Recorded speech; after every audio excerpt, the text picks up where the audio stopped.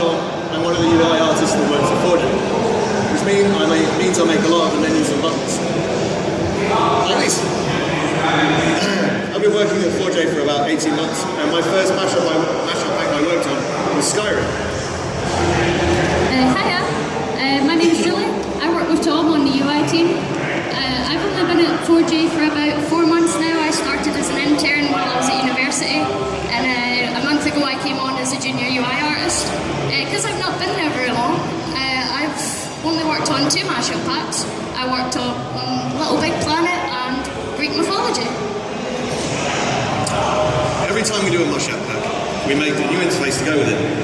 First we have to research the theme of our mashup pack. Sometimes it's a game like Little Big Planet, and sometimes it's a general theme like festive or mythology. If our mashup pack is based on a game, we have to research how that game's interface looks, and this means a lot of playing the game and looking at you guys' YouTube videos to see if we can make our UI look a lot like theirs but a little bit more pixely and Minecrafty. This is the creative menu from our Little Big Planet pack. You can see how we changed it to look a lot like their menus on the left there. When we do a mashup pack that has a broad theme, we research all the things that people associate with it, so you guys can guess the pack without having to check the name. When we see snow and candy canes in the UI, we know we're using the festive theme pack. If the pack has lots of patterns, you can guess what pack that is. For Greek mythology, we looked at a lot of mixture of architecture and artwork to create the gilded menus that we have, because when people think about ancient Greece, they think about all the really cool old buildings and artwork of heroics painted up on pottery and stuff. Once we have some ideas from all the research, we can create some mock-ups to see what works best. Here are some of our mock-ups for mythology, with the finished creative menu on the right. Some of our ideas didn't look very Minecrafty, so we had to keep changing them until we got something that would look right in game.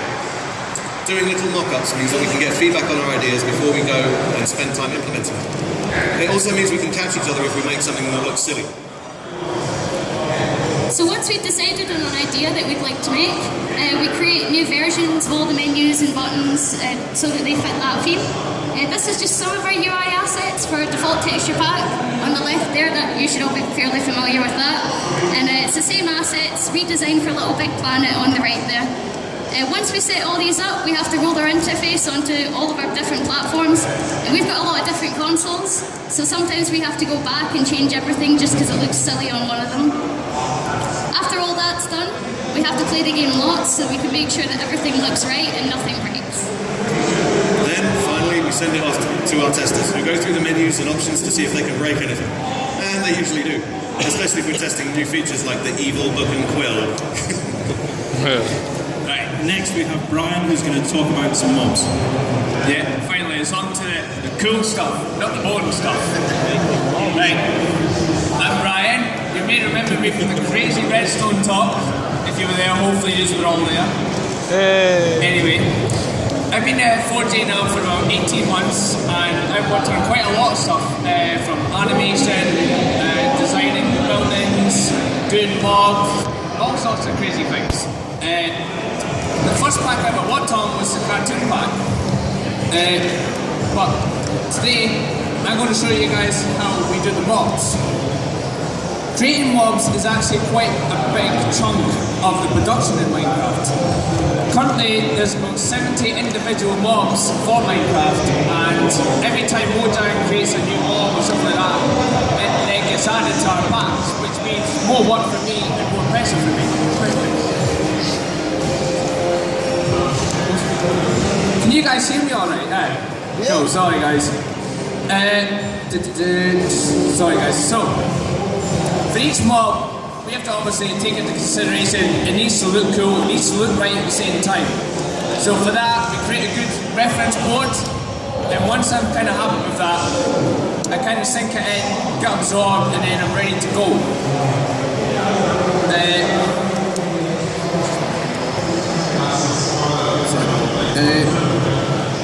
Yeah, so usually doing all that sort of things, like, you know, you watch movies and play games and all that sort of thing. So yeah, it's a lot of fun. And then once that's all synced in, we then start kind of gathering it all and building the mobs together and just creating really interesting mobs. As you can see here, we've got like sheep with really nice patterned Greek stuff. We've got the griffin up here, nice cool horse and stuff. You can fly away with the horse, it's pretty cool. A really creepy looking spider. No idea what it's called actually, I'm not quite Greek. What else have we got up here? The Cyclops is the Ender Man. You don't want to be caught by that thing, trust me. And then, what else do we do? Oh, that's a cool thing. Because we don't get to put extra geometry like what Chris does with his skins, we have to be quite creative, so we have to use transparency. As you can see here, from the Halo one, we've got the dinosaur. His teeny little arms on the front legs, and he's got normal legs on the back. This guy here, which is the sushi from Little Big Planet, is actually the sheep texture, believe it or not. Quite crazy, isn't it? So we have to be really creative and try and come up with really new, interesting ways to make our pack suit the style. This is one of my favourites. I love the way it walks, just to see it when you play it.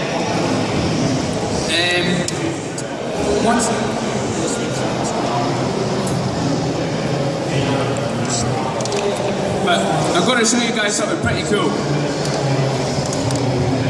We're just going to switch to the on-screen, please. Yeah. Bear with me. This is the Ender Dragon, obviously. This is the biggest texture that we have in Minecraft, and it takes a lot of time to complete, around about 3 to 4 days actually. This one is for the Greek mythology pack, and it's based on the solar flaming dragon that was occasionally carried Helios across the sky. I don't know if you guys are into Greek, I'm not really that much into Greek, but as you can see it's pretty cool.